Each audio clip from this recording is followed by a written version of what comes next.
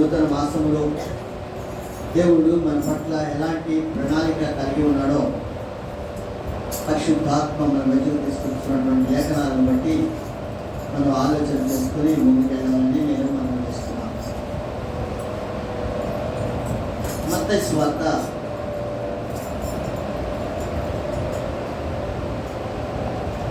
మత్తయి సువార్త 3వ అధ్యాయం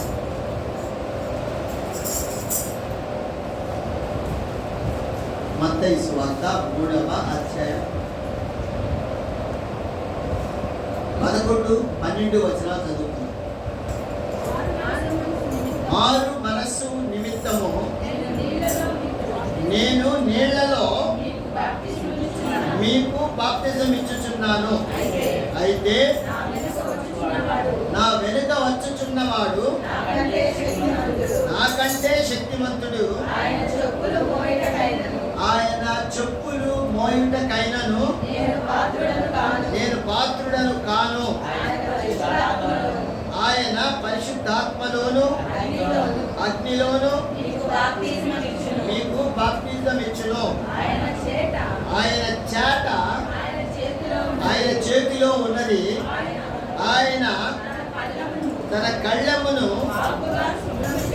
బాగుగా శుభ్రం చేసి గోధుమలను పొట్టులో పోసి ఆరని అగ్నితో పొట్టును కాల్చివేయునని వారితో చెప్పాను. ప్రార్థన చేస్తున్నాం. స్తోత్రం నాయనా, స్తోత్రం దేవా, సర్వోన్నతుడా, సర్వశక్తిమంతుడా, పరిశుద్ధుడా, అలోకములైన మా తండ్రి, మీ ప్రియకుమారుడు మా రక్షకుడు యేసుక్రీస్తు ప్రభు దివ్యనామంలో మరొకసారి మీకు వందనాలు చెల్లించుకుంటున్నాం నాయనా. ఇప్పటి వరకు పాటలు పాడి నేను మహింపరిచిన బిడ్డలు, వాయిద్యములు వాయించి నేను మహింపరిచిన బిడ్డలు, పాటలు పాడే వారితో కలిసి పాటలు పాడి చప్పట్లు కొట్టి నేను మహింపరిచిన ప్రతి బిడ్డను జ్ఞాపకం చేసుకొని నేను స్తుతించినందుకు ప్రతిఫలం నీ బిడ్డలకి దయచేయమని ప్రార్థన చేస్తున్నాను. ప్రభా నీకు వందనాలు. అలాగే నాయనా చదవబడినటువంటి లేఖనాలలోని అర్థాన్ని పరమార్థాన్ని మాకు తెలియచేయండి అయా. మరి యోహాన్ అయితే నీడలో బాప్తిజం ఇచ్చాడు, మీరైతే నాయనా అగ్నిలో అలాగే పరిశుద్ధాత్మలో బాప్తిజం ఇస్తారని యోహాన్ తెలియజేశాడు. ప్రభా ఆ విషయాలన్నీ కూడా మాతో మాట్లాడండి.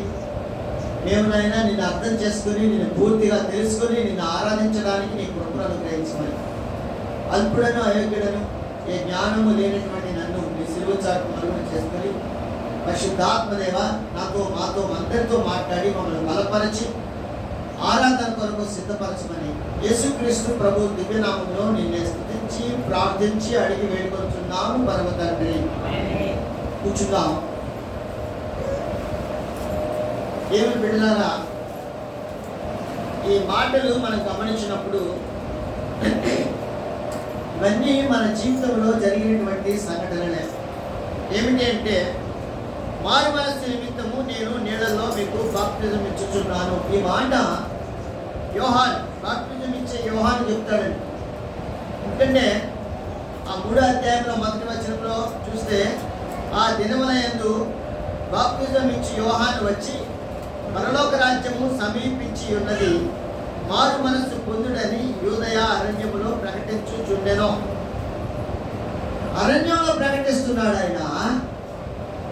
మరి ఆయన దగ్గరికి ఎవరెవరు వస్తున్నారు అంటే చూడండి, 6వ వచనములో లేకపోతే 5వ వచనములో, ఆ సమయమున యెరూషలేము వారును యూదయ వారందరూ యోర్దాను నది ప్రాంతముల వారందరూ అతని యొద్దకు వచ్చి తమ పాపములు ఒప్పుకొనుచు యోర్దాను నదిలో అతని చేత ఎవరు చెప్పారండి వాళ్ళకందరికీ తమ పాపాలు. అసలు వాళ్ళ పాపాలంటే ఏం తెలుసు వాళ్ళకి? వాళ్ళ పాపాలంటే ఏం తెలుసు? ఆత్మదేవుడు కార్యం చేస్తున్నాడు దేవుడు బిడ్డ. అందుకే ఆయన ఎక్కడో అరణ్యంలో ప్రకటిస్తూ ఉంటే ఎవరున్నారో ఏం చేస్తారో కానీ ఊరంతా కూడా చుట్టుపక్కల ప్రాంతాల వారందరూ కూడా ఆయన దగ్గరికి రావడం మొదలుపెట్టారు. బాప్తిజం తీసుకోవాలంట, కడగబడాలంటారు.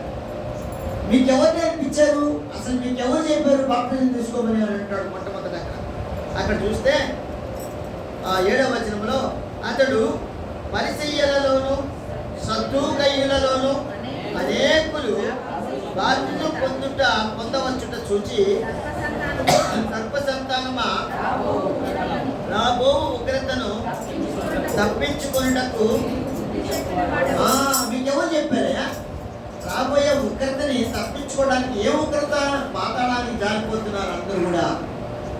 పాతాళానికి జారిపోయే పరిస్థితులు ఏర్పడబోతున్నాయి. అందుకనే వాళ్ళందరూ కూడా తెలుసుకున్నారు, ఒరే మేము పాతాళం తప్పించుకోవాలి, ఈ ఉగ్రత మాకొద్దు, ఈ శ్రమలు మాకొద్దు, ఈ కష్టాలు మాకొద్దు అని అందరూ తెలుసుకున్నారంట. మీకెవరు చెప్పారు ఈ బుద్ధి మాటలు? ఆయన చెప్తున్న మాట, మీకు బుద్ధి చెప్పిన వాడెవడు? మీ బుద్ధిని మార్చిన వాడెవడు? ఆత్మదేవుడే. దేవుడు వింటారా? ప్రభువు వారు రాకముందే కార్యం జరుగుతూ ఉంది. మొట్టమొదటే తల్లి మరియమ్మకు చెప్పాడు దేవుని దూత, ఒక రక్షకుడు రాబోతున్నాడని. కాబట్టి యేసుక్రీస్తు ప్రభువు వారు ఇంకా యోర్దాను దగ్గరికి వస్తాడు, వచ్చి బాప్తిజం తీసుకుంటాడు. ఆయన కూడా ఆ తీసుకునేదానికి ముందే అనేక మంది రక్షణ మార్గంలోకి రావాలి అని ఆత్మదేవుడు కార్యం జరిగించినప్పుడు వాళ్ళందరూ కూడా యోహాను దగ్గరికి రావడం మొదలుపెట్టారు. అయ్యా మాకు బాప్తిజం ఇయ్యయ్యా, మాకు బాప్తిజం ఇయ్యయ్యా, మమ్మల్ని కడిగయ్యా, మేము పాపాలు ఒప్పుకుంటున్నామయ్యా. అందుకే యోహాను అంటున్నాడు, మేము మీకు బుద్ధి చెప్పిన వాడెవడు? తమ పాపాలు, మీ పాపాలని ఒప్పుకుంటున్నానే మీరు, ఇది పాపమని, ఇది పాపం కాదని, ఇది మంచిదని, ఇది చెడ్డదని మీకు నేర్పించింది ఎవరు నేర్పించారయ్యా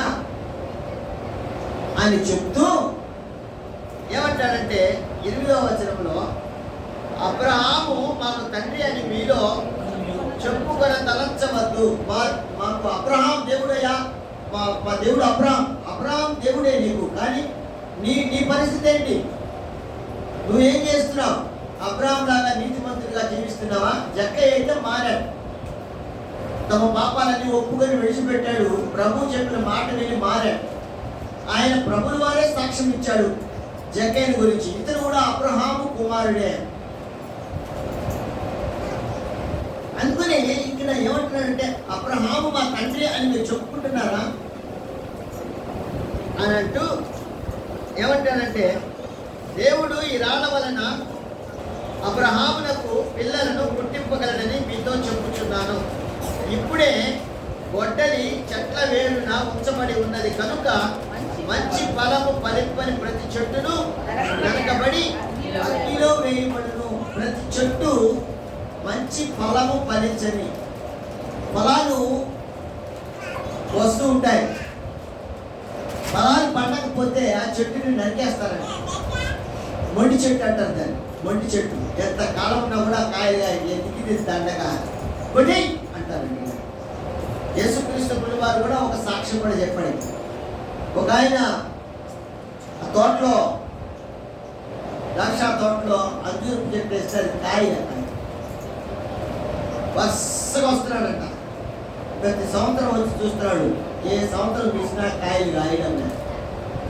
కాయకపోతే ఆ యజమాని అంటున్నాడు తోటమాలితో, అయ్యా ఎందుకు దండగిది ఇక్కడ వేసాం మనము, ఇంకా దాన్ని కొట్టేసి ఇంకా వేరే ఆ ద్రాక్ష అయినా వేసుకున్నా కూడా పండుతాయి కదా, మనకి లాభం కదా, ఇది ఎందుకు వేస్ట్, కొట్టి నరికేది అంటే ఆ తోటమాలి అంటాడు, అయ్యా ఈ సంవత్సరము దానికి పాలు వేసి ఎరువేసి నీరు పోసి బాగా దానికి పండేటట్టుగా నేను చేస్తానయ్యా. అలా కాలేదనుకో, మళ్ళీ నువ్వు వచ్చేటప్పటికి అది పండలేదనుకో కాయలు, నేనే నరికేస్తాను. నువ్వు వచ్చే సమయానికి పండకపోతే నేనే నరికేస్తా అని ఆ తోట తోటను కాస్తునేవాడు. ఆయన చెప్పినప్పుడు అలాగే అని వెళ్ళిపోతాడు ఆయన. అంటే ఏమిటి అర్థం? గొడ్డలి చెట్టు వేరున ఉంది, చెట్టు వేరులో ఉంది, కష్టం వచ్చేసింది, చెట్టు లేదు, పైన లేదు, చెట్లు వేరున అంటాడు ఇక్కడ. గొడ్డలి చెట్ల వేరున ఉంచబడి ఉన్నది. వేరు ఉండే దగ్గర తువ్వేసారు, అప్పటికి దాన్ని తువ్వేసారు, చుట్టూతా ఆ చెట్టుకి తువ్వేసేసి మొత్తం చేస్తారు, వేరు కనపడుతున్నాయి. చెట్టును కొట్టాలంటే ముందంతా తవ్వుతారండి. ఇప్పుడంటే మరి పైనుంచి కోసుకుంటూ వస్తారు, అలా కాదు. కింద తవ్వేస్తారు, కింద అంతా తవ్వితే మట్టి అంతా లోడేస్తే ఏడు కనపడుతుంది. ఏడు ఆ వేలుని నరికేస్తారు. వేలు నరికేస్తే ఇంకా చెట్టు ఇలా కథ అయిపోయినట్టే. ప్రభువు వారు ఈయన ఆగమనం కాబోతున్నాడు. ఈ లోపలే యోహాను సిద్ధపరుస్తున్నాడు అందరు. అందుకనే చెట్టు వేరున బొట్టెలు ఉంచబడింది, మంచి ఫలం ఫలించిందని నరకబడటానికి అగ్నిలో వేసేస్తాడయ్యా అని చెప్తూ 11వ వచనంలో ఆయన చెప్పిన మాట, మారు మనస్సు నిమిత్తము నేను నీళ్ళలో మీకు బాప్టిజం ఇచ్చుచున్నాను. మారు మనస్సు కోసం నీళ్ళలో బాప్టిజం ఇస్తున్నా. నీళ్ళలో కడగబడండి. మొట్టమొదటి ఒక తీర్మానం చేసుకోండి, నేను కడగబడ్డాను, నా ప్రతి పాపముని విడిచిపెడుతున్నాను, వదిలేస్తున్నాను. నాకుండే అలవాట్లు అయితేనేమి, నాకుండే దేవునికి వ్యతిరేకమైన విధానాలు అయితేనేమి, అవన్నీ విడిచిపెట్టేస్తున్నాను అని మొట్టమొదట నీళ్ళలో మునిగారండి. నేను నీళ్ళలోనే ఇస్తున్నా, కానీ మీ మనస్సు, మీ హృదయం, మీ బుద్ధి అవన్నీ ఎవరు, వాటి సంగతి ఎవరు చూస్తారు? నీళ్ళలో ఇస్తేనే సరిపోతుందా? దేవుని బిడ్డలారా, ఎంతమంది బాప్టిజాలు తీసుకొని ఉంటారు లోకంలో? అందరూ బాగానే ఉన్నారా? అలాగే ఎంతమంది తప్పిపోతున్నారు? మళ్ళీ ఒక తీర్మానం అంటూ ఉంది కదా మనకి, బాప్టిజం తీసుకున్నాం అనే తీర్మానం ఉంది కదా. యోహాను చెప్పినట్లుగా ఆ బాప్టిజం అనేటటువంటి ప్రక్రియ మన జీవితంలో జరిగింది కదా. అయితే మనం ఎలా ఉన్నాము అని ఆలోచన చేసుకోవాలి. కానీ ప్రభువు వారు ఒక బాప్టిజం ఇస్తారంట. యోహాను ఇచ్చాడు నీళ్ళలోనే, కానీ ప్రభువు వారు ఇచ్చే బాప్టిజం ఏంటో తెలుసా? అక్కడ రాయబడిన మాటలు గమనిస్తే, ఆయన చెప్పులు మోయుటకైనను నేను పాత్రుడను కాను, ఆయన పరిశుద్ధాత్మలోను అగ్నితోను మీకు బాప్టిజం ఇచ్చును. పరిశుద్ధాత్మతో బాప్టిజం అంటారు. ముందు మన శరీరం అంతా కడగబడింది, అది శారీరకంగా మాత్రమే కడిగాడు. ఆలోచన, మన బుద్ధి సరళి, మనకి ఇచ్చినటువంటి ఆత్మ యొక్క మరి మార్పు ఎవరిస్తారు దాన్ని అంటే సాక్షాత్తు యేసుక్రీస్తు ప్రభువు వారు ఇస్తాడు మీకు అని యోహాను బాప్టిజం ఇచ్చే యోహాను చెప్తున్నాడండి. ముందే తెలుస్తాయి, ఆయన ఒక ఆయన వస్తాడు, ఆయన ఇస్తాడు, మీకందరికి కూడా వస్తాడు, ఆయన వస్తున్నాడు అని చెప్పాడు. మారు మనస్సు నిమిత్తము నేను నీకు నీళ్ళల్లో మీకు బాప్టిజం ఇచ్చుచున్నాను, అయితే నా వెనుక వచ్చుచున్నవా, నా తర్వాత ఇంకొక ఆయన వస్తాడు, యోహాను తర్వాత ఇంకొక ఆయన వస్తాడు, ఆయన మీకు పరిశుద్ధాత్మలో ఆ తర్వాత అగ్నితో మీకు బాప్టిజం ఇస్తాడు. పరిశుద్ధాత్మలోను అగ్నితోను అంటే అగ్నితో మనల్ని కాలుస్తాడు. దేవుడు బిడ్డనా, అగ్నితో కాల్చేది ఏంటి, పరిశుద్ధాత్మతో నింపేది ఏంటి అని మనం ఆలోచన చేసుకుంటే, నెలలో అయితే తీసుకున్నాం మేము, మాకు అగ్నితో ఎప్పుడు ఇచ్చాడు? అగ్నితో ఇవ్వాలంటే ఏం చేయాలి? నీళ్ళతో అంటే నీళ్ళలో ఉంచాడు, అగ్నితో అంటే ఏం చేయాలి? అగ్ని అంటే ఏంటి? ఏదో ఏర్పట్టాను. అగ్ని అంటే ఏంది చెప్పండి? మంట, నిప్పు కదా. నిప్పులతో బాప్తిజం అంట తీసుకుంటావా? నిప్పులు వేసేస్తారు, అక్కడంతా నిప్పులు వేసేసి నిప్పులన్నీ మన పైన పోస్తారంట. అక్కడ రాయబడిన మాట ప్రకారం దాన్ని మామూలుగా అర్థం చేసుకుంటే, నీళ్ళలో అయితే తీసుకున్నాము, ఇప్పుడు అగ్నిలో ఉంచుతారంట. ఉంచుతామా వద్దా? ఏందని గమ్ముకుంటారు? అర్థమైందా నేను చెప్పింది? అర్థమైందా? నీళ్ళలో మునిగామా లేదా? బాప్టిజం తీసుకున్నారా లేదా? ఎంతమంది తీసుకున్నారు? మంచిది, దేవుడు తీసుకోవాలి. ఇప్పుడు నీళ్ళలో తీసుకున్నారా లేకపోతే దేంట్లో తీసుకున్నారు? నీళ్ళలో. ఇప్పుడు ఈయన చెప్తున్న మాట, యోహాను చెప్తున్న మాట, మీకు అగ్నిలో ఇస్తాడు అని అంటున్నాడు. అప్పుడు యేసుక్రీస్తు ప్రభువు వారు వచ్చి మనల్ని అగ్నిలో ముంచుతాడంట, మంటల్లో ముంచుతాడు. మునగదామా వద్దా? ఎందుకు అమ్ముకున్నాను? మునుగుతామా వద్దా? దెబ్బకే మనం ఎండ వస్తుందిరా నాయన అని మనం టైం మార్చుకున్నామే. ఇంకా నీళ్ళలో మంటలో వేస్తే మనం ఉంటామా? అగ్ని వంటి శ్రమలు ఏంటి? అగ్ని వంటి ఆ మంట మనకి ఎలాగ సెగ తగ్గితే మనం ఎలాగ బొగ మాడిపోతామో బాబు అగ్ని వంటి శ్రమలు అంటే అగ్ని వంటి శ్రమలు. మంటల్లో మనకి ఎలాగ మంటలు ఎంత సెగ పుట్టి మనల్ని బాధ పెడతాయో అలాంటి శ్రమలు కూడా మనకు వస్తాయంట దేవుడు. ఆ శ్రమల నుంచి మనల్ని నడిపిస్తాడు ప్రభువు. ఒక రకంగా చూసినప్పుడు యేసుక్రీస్తు వాళ్ళు ఎన్ని శ్రమలు పడ్డాడండి. ఆ కొరడాలతో కొడతా ఉంటే ఒక్కొక్కళ్ళు ముళ్ళ కొరడాలు అంటారు. కొట్టే దానిపై నుంచి ఈపు పై నుంచి కొడితే ఈపులోంచి కంటంతా బయటకు వచ్చింది. ముక్కలుగా వచ్చేసిందంట. గేలాలు ఉంటాయి దాన్ని వేస్తారు అంటే గేలాలు వేసేసి కొరడాకి వస్తున్న గేలాలు లాగా ఉంటాయి, అవి వేస్తారు. బెత్తాలు ఉంటాయి, బెత్తాలకి అవి అట్లాంటివి ఉంటాయి. అవి వేసి కొట్టి లాగితే ఈపు నుంచి లాగితే కండలు బయటకు వచ్చేది ప్రభువుల వారి బాధ. మరి అలాంటి బాధలు మనకి కలిగితే మనం ఎలాగా మాట్లాడతాం? ఏమంటాం మనం? ఏంది ప్రభువా నాకేనా ఈ శ్రమ?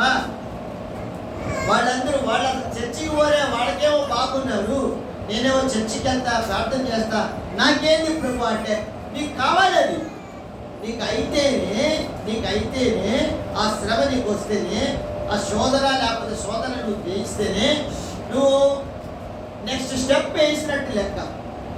అగ్ని వంటి శ్రమలు. ఆ శ్రమలు మనకి ఎన్ని రాలేదండి? అగ్ని వంటి శ్రమలు రాలేదా? మనకి వచ్చాయని రాలేదు. ఎన్ని బాధలు పడ్డాం మనం. ఆ బాధల్లో మనం విడిచిపెట్టాల ప్రభువుల వారిని. అది ప్రభు మనల్ని గమనించేది.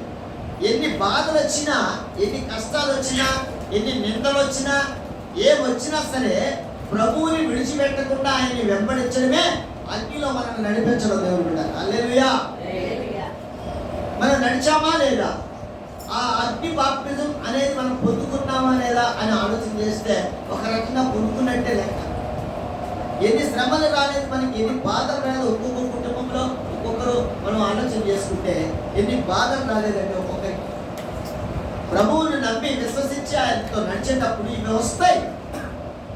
వస్తాయి. ఇంకా పరిశుద్ధ ఆత్మతో ఇస్తారన్నాడు. పరిశుద్ధ ఆత్మతో ఇవ్వడం అంటే మనం ప్రభువుల వారు ఏం చెప్పారు, నేనేం చేశాను ఆలోచన చేసుకోండి. పశ్చాత్తాపడ్డారు. అపొస్తలుల కార్యాల్లో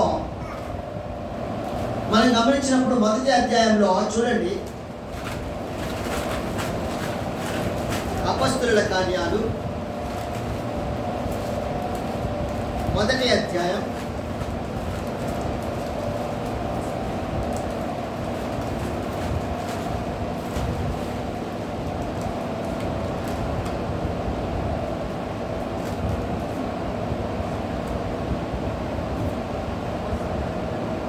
3వ వచనం నుంచి చదువు.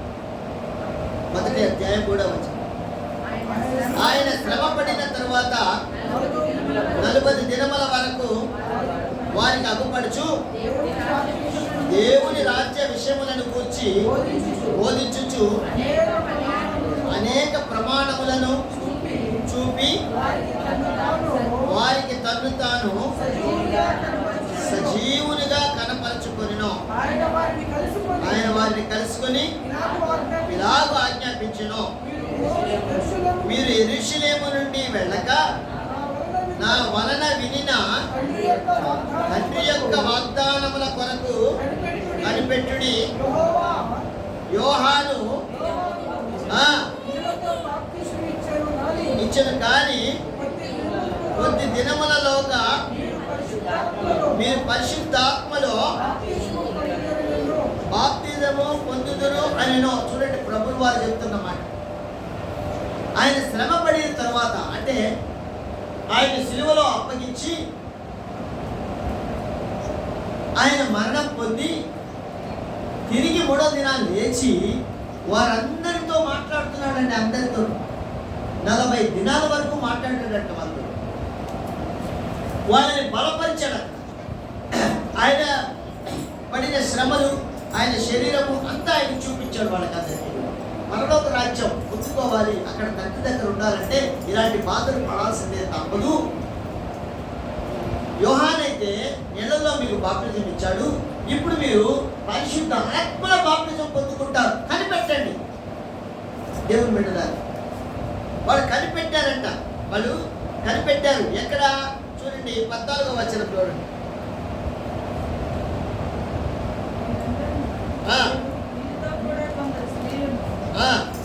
లేకపోతే 12వ వచనం నుంచి చదివితే మనకి ఇంకా బాగా అర్థమవుతుంది. 12 నుంచి చదువు. అప్పుడు వారు ఒలీవల అనబడిన కొండ నుండి యెరూషలేమునకు తిరిగి వెళ్ళి, ఆ కొండ యెరూషలేమునకు విశ్రాంతి దినమున నడవ తగినంత సమీపమున ఉన్నది. వారు పట్టణములో ప్రవేశించి తాము బస చేయుచుండిన ఎక్కిపోయింది. వారెవరనగా పేతురు, యోహాను, యాకోబు, ఆంద్రెయ, ఫిలిప్పు, తోమా, బర్తిలోమయి, మత్తయి, అల్ఫయి కుమారుడు యాకోబు, జెలోతే అనబడిన సీమోను, యాకోబు కుమారుడకు యూదా అనువారు. వీరందరూ వీరితో కూడా కొందరు స్త్రీలను, యేసు తల్లి అయిన మరియయు ఆయన సహోదరులను ఏక మనస్సుతో ఎడతెగక ప్రార్థన చేయుచుండిరి. 15వ వచనం. ఆ కాలమందు ఇంచుమించు 120 మంది సహోదరులు కూడి ఉండగా యేసు పేతురు వారి మధ్య నిలిచి ఇట్లనెను, సహోదరులారా, యేసును పట్టుకొనిన వారికి త్రోవ చూపిన యూదాను గూర్చి పరిశుద్ధాత్మ దావీదు ద్వారా పూర్వము పలికిన లేఖనము చూడండి. దావీదు పలికినటువంటి లేఖనం నెరవేరాలంట. పేతురు లేచి వాళ్ళందరితో చెప్తున్నాడు. ఆ తర్వాత వాళ్ళందరూ కూడా ఏం చేస్తారంటే 2వ అధ్యాయంలో చూడండి, 1వ వచనం. అపోస్తలుల కార్యాలు 2వ అధ్యాయం 1వ వచనం. పెంతెకొస్తేను పండుగ దినము వచ్చినప్పుడు అందరూ ఒక చోట కూడి ఉండేది. అప్పుడు వేగముగా వీచు బలమైన గాలి వంటి ఒక ధ్వని ఆకాశము నుండి అకస్మాత్తుగా వారు కూర్చుండి ఉన్న ఇల్లంతయు నిండెను. మరియు అగ్ని జ్వాలల వంటి నాలుకలు విభాగింపబడినట్టుగా వారికి కనపడి వారిలో ఒక్కొక్కరి మీద వ్రాలగా అందరూ పరిశుద్ధాత్మతో నిండిన వారై ఆ ఆత్మ వారికి వాక్శక్తి అనుగ్రహించిన కొలది అన్య భాషలతో మాట్లాడా.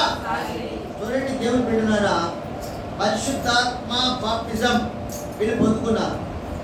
ఏంటి పరిశుద్ధాత్మ బాప్టిజం అని మనం ఆలోచన చేసుకుంటే, వాళ్ళందరూ కూడా ప్రభువు చెప్పినటువంటి సంగతులు, ప్రభువు ఉన్నప్పుడు జరిగించిన కార్యాలు, ప్రభువు వారికి చేసినటువంటి సంఘటనలు, అనేక మందిని రక్షించిన విధానం అన్ని ఆలోచన చేసుకున్నారు.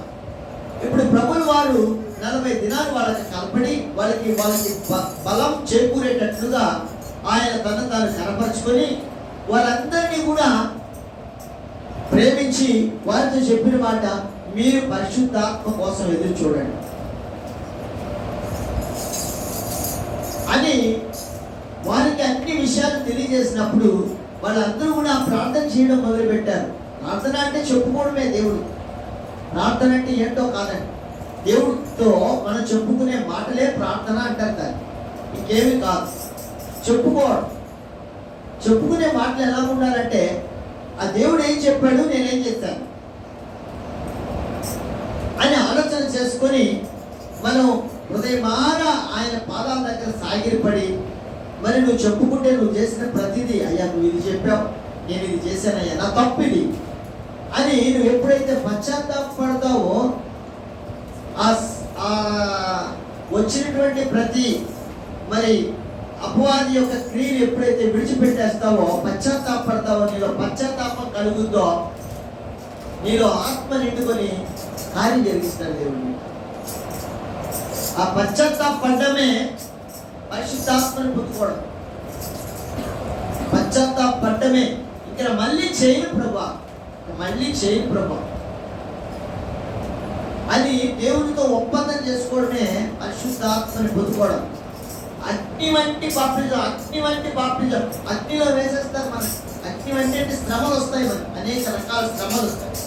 ఆ శ్రమల్లో కూడా మనము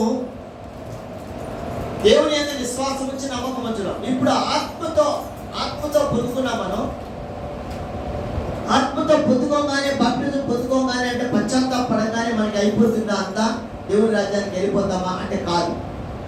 మళ్ళీ శ్రమలు వస్తాయి మనకి. ఈ ఆత్మను పొందుకున్న నీవు ఈ శ్రమల్లో, ఈ బాప్టిజంలో కూడా ఉంటావా ఉండవా, నిలుస్తావా నిలవా అని దేవుడు పరీక్ష చేస్తాడంటే, అదే బాప్టిజం, అగ్ని బాప్టిజం. నీకు వచ్చినటువంటి శ్రమలు అన్నిటిని బట్టి నువ్వు పాపం అంటే ఏదో తెలుసుకున్నావు. మొట్టమొదట ఆ పాపాన్ని విడిచిపెట్టావు, దేవుని దగ్గర పొందుకున్నావు ఆయన ప్రేమను, నువ్వు దేవుని ప్రేమించావు. వెంటనే నీకు ఆత్మ బాప్టిజం పొందుకున్నావు, పరిశుద్ధాత్మ బాప్టిజాన్ని దేవుడు అనుగ్రహించాడు వీళ్ళకి పొందుకున్నట్టుగా. ఆ తర్వాత శ్రమల్లో, ప్రతి శ్రమలో నువ్వు గట్టిగా నిలబడ్డావు అగ్ని బాప్టిజం. ఆ శ్రమలో నువ్వు నిలిచావా లేదా? పేతురుని తీసుకెళ్ళి పట్టుకొని మొట్టమొదట యాకోబుని చంపేస్తారు అందరూ. ఆ తర్వాత పేతురుని తీసుకెళ్తారు. పేతురుని కూడా చంపేయాలా అన్న ఆలోచన కలుగుతుంది. ఆలోచన కలిగి ఆయన్ని కూడా తీసుకెళ్ళి బంధించేస్తారు చెరసాల్లో బంధించినప్పుడు అదొక శ్రమ. యథార్థ చంపేస్తారు ఆయన. అంటే యాకోబుని చంపించినట్లుగా ఈయన కూడా చంపేస్తారు పేతురుని కూడా. మనమైతే ఎలా ఉంటాం చెప్తున్నారు, విమానం కదా చచ్చిపోతున్నానే, నా బిడ్డలు ఎట్లా, నా వాళ్ళెట్ట, వీళ్ళెట్ట అని ఆలోచనలు ఉంటాయి కదా. చాలా ఆలోచన. చిన్నపాటి శ్రమలకే, మనకి బాగా లేకపోతేనే ఎన్నెన్నో ఆలోచనలు వస్తాయి మనకి. ఇంకా పొద్దున తీసుకెళ్ళి అందరూ చెప్పేస్తారంటే ఇంకెలాంటి స్థితి ఉంటుంది మనకి. దాంట్లో పేతురు నిష్ణాతులు అవుతాడు, దేవుడు గెలుస్తాడు. ఎట్లాగా అంటే పడుకొని ఉంటాడు, ఆ పక్క ఈ పక్క కాళ్ళకి చేతులకి సంఖ్యలు వేసేసి సైనికులు ఆయన పక్క కూడా ఈ పక్క కూడా పడుకుంటారు. చెరసాలు హాయిగా నిద్రపోతా ఉంటాడంట. నిద్ర వస్తుందా అతను?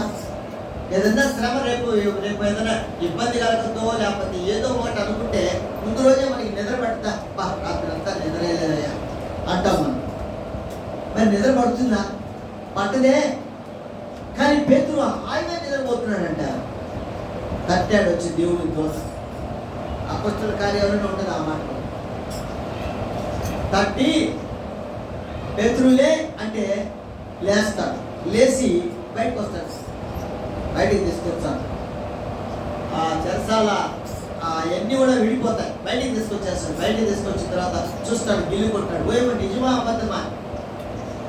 నిజమా అబద్ధమా ఇది అనుకుంటే నిజమే.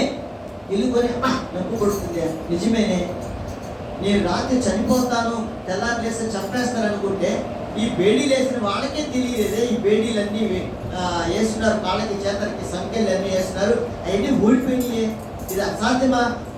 ఆ సంఖ్యలన్నీ ఊడాలంటే పెద్ద పెద్ద సుత్తులు, ఆ శానాలు తీసుకొని కొడితే కానీ రావే, ఏమి లేకుండా ఉరికి వచ్చేసేవి అనుకొని దాంట్లో నుంచి బయటికి తీసుకొచ్చి పేతురుని తీసుకొస్తే పేతురు అలా నడుచుకుంటూ సంఘం దగ్గరికి వెళ్ళిపోతారండి. సంఘస్థులంతా ఎక్కడుంటారో ఆ ప్రాంతానికి వెళ్ళిపోతాడు. అక్కడ ఉన్నటువంటి ఆ సంఘస్థుల దగ్గరికి వెళ్ళినప్పుడు ఆ లోపల పిలిస్తే, పేతురు గారు పిలిస్తే ఒక పాపిని వచ్చి, అమ్మో పేతురు వచ్చేసరి చచ్చిపోతాడు అనుకున్నావు, చంపేస్తాడు అనుకున్నావు అని చెప్తే వాడు నమ్మల. తర్వాత మళ్ళీ ఆయన లోపలికి వెళ్తే వాళ్ళు నమ్మారు దేవుడు. ఎంత శ్రమ అంటే ఆ శ్రమ దాన్నే అగ్ని వంటి అగ్నితో బాప్టిజాలంటే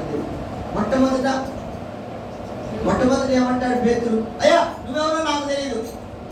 వాళ్ళు అడిగినప్పుడు ఎవరో నాకు తెలియదు అంటాడు పేతురు.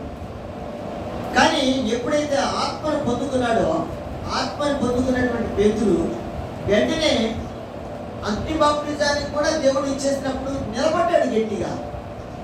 మనకు వచ్చిన ప్రతి శ్రమలో, ఇంట్లో ఇబ్బందిలో దేవుడిని విడిచిపెట్టకూడదు. ఆత్మని పొందుకున్న మనం దేవుడిని విడిచిపెట్టకూడదు. దేవుడు విడిచిపెట్టాము అంటే ఇంకా అంతే సంగతులు, అందుకనే ఆయన రాకడ సమయంలో ఆయనకి ఎలాగ మనం కనిపించాలో చూసుకోవాలి. ఆయన రాకడ సమయంలో మనం ఎలాగున్నాము, ఆత్మీయంగా ఫలించున్నామా లేదా, దేవుడి మాటలు విని ఆత్మని పొందుకున్నామా లేదా, పొందుకున్న తర్వాత కలిగే శ్రమలలో మనం గెలిచామా లేదా, విజయం సాధించామా లేదా అన్న ఆలోచన మనకి కలగాలి. దేవుడు ఆ ఆలోచన లేకుండా ఉంటే ఇదిగో యోహాను చెప్పిన మాటలన్నీ కూడా వ్యర్థమే. నా వెనక వచ్చేవాడు పరిశుద్ధ ఆత్మలోను అగ్నితోనూ బాప్టిజం ఇస్తాడు. షద్రక్ మేషక్ అబేద్నెగోలు దేవుని నమ్మినటువంటి వాడిని అగ్నిలో వేస్తారు. ఏం కాలేదు మరి, ఆ శ్రమలో కూడా దేవుడు కాపాడాడు. కానీ ప్రభువు వారు ఇచ్చేటువంటి ఈ కార్యం ఉందే, ఇదిగో వాళ్ళతో చెప్పిన మాట, ఆత్మను పొందుకోండి, మీరు ఆత్మని పొందుకోండి, ప్రార్థన చేయండి. వాళ్ళంతా కూడా కలిసి ప్రార్థన చేస్తున్నారంట. అందరూ కలిసి ప్రార్థన చేస్తున్నారు. ఎంత పగడ్బందీగా ఉంటారో కదా. యెరూషలేముకి మీరు యెరూషలేములోనే ఉండండి, యెరూషలేమును విడిచిపెట్టిపోవద్దు. ఎందుకంటే యెరూషలేములో ఉంటే వాళ్ళకి అన్ని ఇబ్బందులే, పట్టుకోబోతున్నారు, అందరినీ తీసుకెళ్ళిపోయి అందరినీ చంపేస్తున్నారు. అయినా కూడా మీరు యెరూషలేములోనే ఉండండి అంటే అంతే. వాళ్ళు మిద్దిపైకి వెళ్ళిపోయారు, తలుపులు వేసుకున్నారు, ప్రార్థన చేయడం మొదలుపెట్టారు. ఎట్లా పోతున్నారో, ఎట్లా తింటున్నారో అందరూ కూడా. మరి 120 మంది ఒకే దగ్గర ఉన్నారంటే అది సాధ్యమయ్యే పనైనా ఎంత మౌనముగా ఉంటుంటారో, ఎంత నిగ్రహశక్తి కలిగి ఉంటారో చూడండి. వాళ్ళకి తెలిస్తే పట్టుకొని వెళ్ళిపోతారు, అంతే, వెళ్ళి చంపేస్తారు. అందరినీ యేసు ప్రభువునే చంపించేశారు యూదులు, అక్కడ ఉండేటువంటి వారు. ఇంకా వీళ్ళందరినీ ఉంచుతారా? అయినా కూడా వాళ్ళు నిగ్రహ శక్తి కలిగి ప్రభువులు వారు యెరూషలేము విడిచిపెట్టద్దు, పోవద్దు అన్నాడు. మమ్మల్ని మేము ఇక్కడే ఉంటాం, ఆత్మని పొందుకుంటాం. యోహాను అయితే నీళ్ళలో బాప్టిజం ఇచ్చాడు, ఇప్పుడు ఈ బాప్టిజం కూడా మేము పొందుకుంటాం అని ఒక తీర్మానం చేసుకుని 120 మంది కలుసుకుని కూర్చొని ప్రార్థన చేయడం మొదలుపెట్టారు. పశ్చాత్తాపడ్డారు, అందరూ పశ్చాత్తాపడ్డారు. చూడండి, అందరూ పశ్చాత్తాపడండి, ఒక్కరికి కూడా ఎవరు ఉండట్లేదు, అందరూ పశ్చాత్తాపడితే అగ్ని వాలిందంట అందరూ. కానీ ఆకారం వలన ఎంతమంది నష్టపోయారు కదా, ఎంతమంది ఆకారం వలన. కానీ ఆ అందరూ యుద్ధానికి వెళ్తే ఆకారం ఒక్కడే చెడ్డగా ఆలోచన చేశాడు, మారు మనసు పొందుకోలేదు. ఆ కుటుంబమే కాదు, వాళ్ళకు ఉన్నటువంటి ఆ సైనికులు అందరూ కూడా దాదాపు 37 మంది 35 మంది చనిపోయినట్టుగా లేఖనాలు ఉంటుంది యెహోషువ గ్రంథం. ఆ ఒక్కరి వాళ్ళు. కానీ ఇక్కడ మనం చూసినప్పుడు అందరూ ఆత్మని పొందుకున్నారంట. ఆత్మ వాలేడ, ఆత్మ పరిశుద్ధ ఆత్మ వరాన్ని మనం కూడా పొందుకున్నావా లేదా, నేను పొందుకున్నా లేదా అని నువ్వు ఆలోచన చేయాలి. ప్రభువు వారు నమ్మేవో వచ్చే వారి దగ్గరికి ఆ ఆత్మని కూడా, ఆత్మ పరిశుద్ధ ఆత్మని ఆయన చెప్తాడు, నువ్వు అడిగితే ఇవ్వడా ఆత్మని అని అంటాడు ఇక్కడ లేఖనాలు. నువ్వు అడిగితే ఖచ్చితంగా ఇస్తాడని చెప్తాడు. నువ్వు అడగడానే ఆత్మ నాకు ఇయ్యా, పరిశుద్ధాత్మ నాకు ఇయ్యా, ఆ వరం నాకు ఇయ్యా. నువ్వు అడిగేవా ఎప్పుడైనా? దేవుడి బిడ్డ, ఆత్మని పొందుకుంటే చెడు కార్యాల జోలికి వెళ్ళకూడదు ఎవరు కూడా. అందుకే శరీర కార్యాలను గల్తీ పత్రిక 5:19 పరిశుద్ధాత్మని పొందుకున్న వారు శరీర కార్యాలని విసర్జిస్తారంట. ఆత్మని పొందుకున్న వారు 22వ ఆత్మీయ ఫలాలు పండించుకుంటారంట. ఆత్మనిలో ఉందా లేదా అని నీకు అనుమానం వచ్చినప్పుడు నువ్వు టెస్ట్ చేసుకో. గల్తీ పత్రిక తీసుకో, 5వ అధ్యాయం చూడు, 19వ నుంచి చూసుకో, 22వ దాకా ఏమున్నాయి అవన్నీ నేను చేస్తున్నానా లేదా. 22వ నుంచి చూసుకో, ఇవి ఉన్నాయా నాలో, అవి ఉన్నాయా, ఏమున్నాయో టెస్ట్ చేసుకోను, పరీక్ష చేసుకోను. నీకై నువ్వే ఒంటరిగా కూర్చొని పరీక్ష చేసుకో. బైబిల్ పెట్టుకో పక్కన. ఎంతమంది బైబిల్ చదువుతున్నారు? పోయినసారి అడిగా నేను, మార్పు ఏమైనా వచ్చిందేమో. ఎంతమంది చదువుతున్నారు బైబిల్? మొన్న చెప్పిన వాళ్ళైనా ఇంకా ఎవరైనా ఎక్స్ట్రాగా పెరిగారా? పెరగరా? దేవుడు పెట్టినారా? ఆ బైబిల్ తీసుకొని నువ్వు ఆ గల్తీ పత్రిక 5వ అధ్యాయం ఆత్మని పొందుకునే, ఆ పరిశుద్ధాత్మను పొందుకునేటువంటి ఆ మార్గం దేవుడు మనకు చూపిస్తున్నాడు. ఆ 19వ వచనం నుంచి చూసుకుంటే శరీర కార్యాలు నేను చేస్తున్నానా లేదా, ఏమున్నాయి నాలో ఇంకా. అయితే నేను వీటన్నిటిని విసర్జించి ఆత్మీయ ఫలాలు పొందుకుంటా అని వాటినన్నిటినీ విడిచిపెట్టడంతోనే నీకు ఆత్మని పొందుకున్నట్టు నువ్వు పొందుకుంటున్నట్టు లేక, లేదా పొందుకున్నట్టే లేక, పొందుకుంటేనే కానీ నువ్వు ఇవన్నీ విసర్జించు. ఇప్పుడు ప్రభువులు వారు అంటున్నారు, నువ్వు పొందుకున్నావా లేదా? నీళ్ళతోనే తీసుకుంటే కాదు కదా, పరిశుద్ధ ఆత్మ వరాన్ని పొందుకోవాలి కదా. అగ్ని వంటి శ్రమలు నీకు వచ్చినప్పుడు వాటిలో కూడా నిలబడాలి కదా. గట్టిగా నువ్వు నిలబడుతున్నావా లేదా? ఒకసారి మనం ఆలోచన చేసుకుందాం. ఆలోచన చేసుకుందాం. లేకపోతే మన జీవితాలు ఎలా ఉంటాయంటే చూడండి, మార్కు సువార్త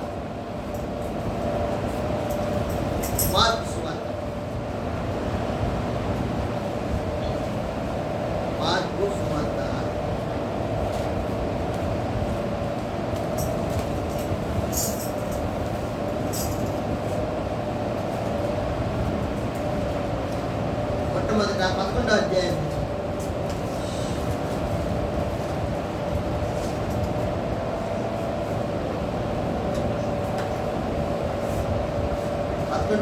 11వ వచనం నుంచి చదువు. ఆయన యెరూషలేమునకు వచ్చి దేవాలయంలో ప్రవేశించి చుట్టూ సమస్తమును చూచి సాయంకాలం అయినందున 12 మందితో కూడా బేతనీయకు వెళ్ళెను. మరునాడు వారు బేతనీయ నుండి వెళుచుండగా ఆయన ఆకలి కొని ఆకులు గల ఒక అంజూరపు చెట్టును దూరం నుండి చూచి దాని మీద ఏమైనాను దొరుకునేమో అని వచ్చెను. దాని ఎద్దకు వచ్చి చూడగా ఆకులు తప్ప ఏమీ కనపడలేదు. ఎలయనగా అది అంజూరపు పండ్ల కాలము కాదు. అందుకైన ఇక మీదట అన్నిటికీ నీ పండ్లు ఎవరినో తినకుందురు కాక అని చెప్పాను. ఇది ఆయన శిష్యుడు. చూడండి, యేసుక్రీస్తు వారు బేతనియాకు వచ్చాడు. బేతనియా నుంచి మళ్ళీ వెళుతున్నాడు. రాత్రి వచ్చేసారు. మర్నాడు వారు బేతనియా నుండి వెళుచుండగా ఆయన ఆకలి కొని, ఆకలి అయిందంటే ఆయనకి ఏంటంటే ఆకలి, ముఖ్యంగా ఆలోచన చేస్తే ఆయనకి ఆకలి అవుద్దా, దాహం అవుద్దా? శారీరకంగా ఒకవేళ ఆకలి అయితే అవ్వచ్చేమో మనుషులకి, కానీ ఆయన ఆకలి, ఆయన దాహం అంతా మనుషుల్ని రక్షించడంతోనే మనందరినీ కూడా ఆత్మీయంగా ఫలింపజేసి దేవుని రాజ్యానికి స్థిరపరిచేదే. మన ప్రతి పాపము పోయినప్పుడు ఆయన ఎవరినైతే ప్రేమించి వాళ్ళ దగ్గరకు వచ్చి వాళ్ళ పాపాన్ని తీసివేస్తాడో ఆయనకి తృప్తి పడ్డట్టు లెక్క. అందుకే యోహాను సువార్తలో 4వ అధ్యాయంలో ఒక స్త్రీ, సమరయ స్త్రీని రక్షించడం, ఆయన నాకు ఆకలి తీరిపోయింది అంటాడు, నా దాహం తీరింది అంటాడు, నా ఆకలి తీరింది అంటాడు. వాళ్ళందరూ చూస్తారు, శిష్యులందరూ కూడా, అబ్బో ఈయనకి ఆకలి ఎవరు పెట్టారు, రొట్టెలు ఇతరులకు తిన్నాడు మేము రాకముందే అని శిష్యులు అనుకుంటున్నారు. ఆ పక్కనుండే స్త్రీని చూస్తారు, ఓ ఈయనేమన్నా పెట్టిందేమో అని. బట్ మీకు తెలియని భోజనం నేను ఇక్కడ భోంచేస్తాలే అని చెప్తాడు ప్రభువుల వారు. కాబట్టి ఒక ఆత్మ రక్షించబడ్డమే భోజనం చేయడం ఆయన. కాబట్టి ఇక్కడేంది ఆయనకి ఆకలి? మరి ఈ చుట్టూ చూడంగానే ఆకలి, లోకాన్ని చూసినటువంటి మనందరికీ ఒక హెచ్చరిక చేయడం ఆయన, ఈ ఉపమానం తీసుకురావడం, ఈ సంఘటన రాయించి పెట్టడం మనకి, మన మూసుకుపోయినటువంటి మన కన్నులు, అంటే ఇంకా ఆయన చూడలేనటువంటి కన్నులు, ఇంకా ఆయన అర్థం చేసుకున్నటువంటి కన్నులను, మన కన్నులను తెరవడానికి ఈ సంఘటనలన్నీ తీసుకొని వస్తుంటాడు ప్రభువు మన మధ్య. కాబట్టి ఇక్కడ ఏమంటున్నాడు ఆయన? ఇక్కడ ఏమంటున్నాడు? అంటే ఇంక ఎప్పుడు నీ పండ్లు ఎవరు తినకుందురుగా చెప్పేశారు. అది అంజూరపు కాలము కాదు, అంజూరపు పండ్ల కాలము. అంజూరపు చెట్టుకు ఉండేటువంటి లక్షణం ఏంటంటే అది ఆ పండ్లు కాసే కాలంలోనే దానికి ఆకులు ఉంటాయి. పచ్చగా ఆకులు నిండుగా ఉన్నాయంటే కాయలు కూడా ఉంటాయి దానికి, అంతే అర్థం. అది వాళ్ళకి అర్థం. అంజూరపు చెట్టుకి పచ్చగా ఆకులు ఉంటే ఆకులు చూసి వస్తారంట, పండ్లు ఉంటాయి దానికి దూరం నుంచి. ఇప్పుడు మొప్ప వచ్చేసింది, మొప్ప ఫుల్గా వచ్చేసింది, బాగా దట్టగా కట్టేసింది. మనం ఏమనుకుంటాం వాన వస్తుందేమో. అలాగే మనకి మామిడి పళ్ళు ఎప్పుడు వస్తాయి అనుకుంటాం, ఏ కాలంలో వస్తాయి అనుకుంటాం. అట్లాగే ఈ చెట్టు సంగతి చూసినప్పుడు ఈ చెట్టుకేమో పచ్చగా కాయలు, కానీ కాలం కాదని, పండ్లు కాసే కాలం కాదు, కానీ అది పచ్చగా ఉంది. అప్పుడు ప్రభులు వారు వచ్చారు కదా, అరే పచ్చగా ఉంది ఈ చెట్టుకి పచ్చగా ఆకులు ఉన్నాయి, కాయలు కూడా ఉంటాయేమో అని దాని దగ్గరకు వచ్చారు. అంటే మనమేమో భక్తి పరులుగా కనపడతాం, కానీ పరిశుద్ధాత్మని పొందుకొని ఉండమ్మా. మన దేవుడి కార్యాలు విడిచిపెట్టే విధానంలో మనం ఉంటాం. చూసేదానికి మాత్రం అన్ని బాగానే ఉంటాయి, బైబిల్ అన్ని ఉంటాయి, జరుగుతుంటారు. మనమే కాదు, లోకమంతా గమనించినప్పుడు ఎలా ఉందో ఒకసారి గమనిస్తే అసలు ఆత్మని పొందుకునే కాలం ఉందా లేదా అనిపిస్తుంది. ఈ ఆత్మని పొందుకుంటున్నారా లేదా? పొందుకున్నా కూడా ఒకవేళ పశ్చాత్తాపడి పొందుకున్నా కూడా నిలబడటం లే. అందుకనే ఇది మోసం చేసే చెట్టు. ఇది ఏం చెట్టు పెద్దగా చెప్పాలి. ఏం చెట్టు? మోసం చేసే చెట్టు. ఎవరిని యేసు ప్రభుల వారినే. జనాల సంగతి పక్కన పెట్టు, ఆయనకి తెలీదా కాయలు ఉంటాయా ఉండవా అని? తెలీదా ఆయనకి తెలియకనే వచ్చాడా?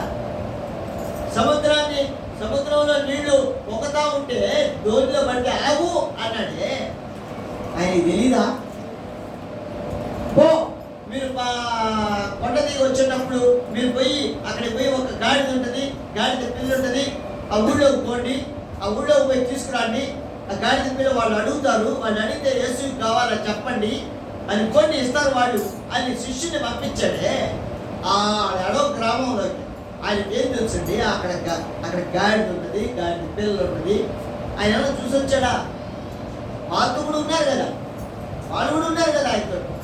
మరి నీకెట్ట తెలుసు గాడిద ఉందంట, గాడిద పిల్ల ఉందంట అక్కడ, ఆ పదం లేపా ఆయన చెప్పాడు కదా అంటూ వెళ్తే అక్కడ ఉన్నాయి.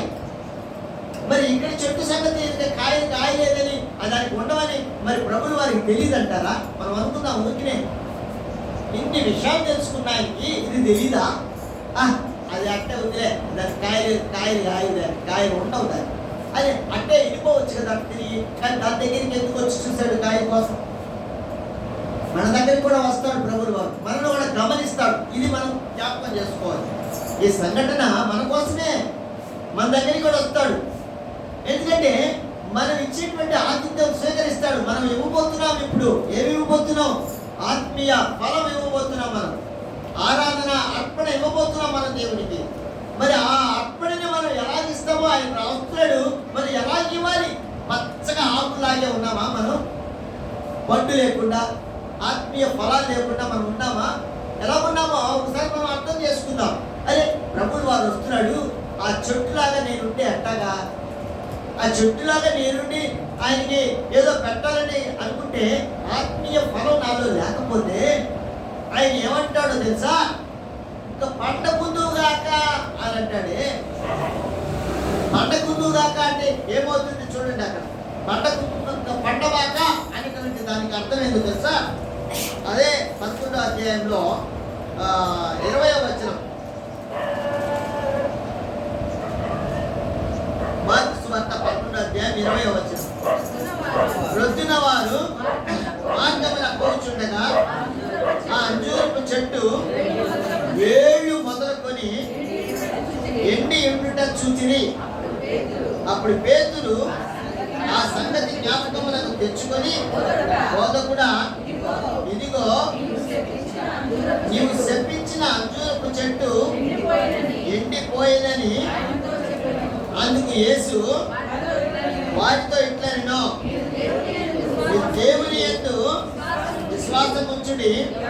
ఎవడైనను ఈ కొండను చూచి నీవు ఎత్తబడి సముద్రములో పడవేయబడుమని చెప్పి తన మనస్సులో సందేహింపక తాను చెప్పినది జరుగునని నమ్మిన ఎడల వాడు చెప్పినది జరుగునని.